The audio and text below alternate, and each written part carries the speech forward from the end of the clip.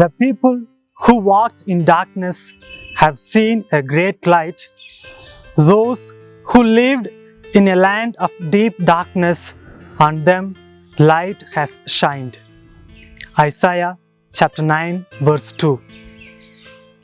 Dear friends in Christ Jesus, at this season of Advent, we all pray with expectations and hope for the coming of Christ, the true light, who removes all fear and darkness, and He who helps everyone to emerge from our personal land of deep darkness that we find ourselves navigating. At this present time, we are living through a dark night of human history. The world is still suffering with the pandemic, and people slowly have begun to come out of this pathetic situation. We are in need of this light, and Christ is the light that ignites us all.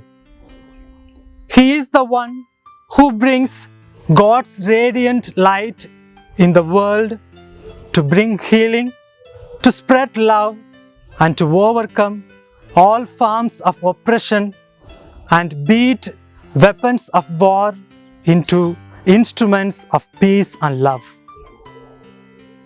Jesus brings the light of God to us at Christmas. But the message that He gives to us is something different. Today, Jesus invites every one of us to be the lights that shine through the world. For we read in the Gospel of Matthew, chapter 5, verse 16, "Let your light shine before others, so that they may see your good works and give glory to your Father in heaven."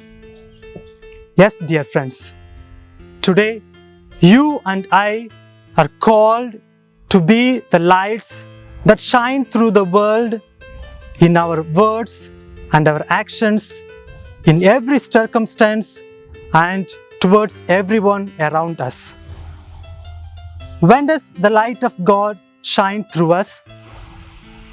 The light of God shines through us when we strive to dismantle racism, sexism, and all forms of oppressions in the society. It shines when we feed hungry people, provide adequate clothing, and give hope to those in despair. And it shines when we seek to counter violence with peace and hatred with love. Dear friends, today the greatest prayer and the hope of us should be that the light of Christ should continue to be born in our hearts, so that those we encounter may see that light and desire it for themselves and become light to the world. Amen.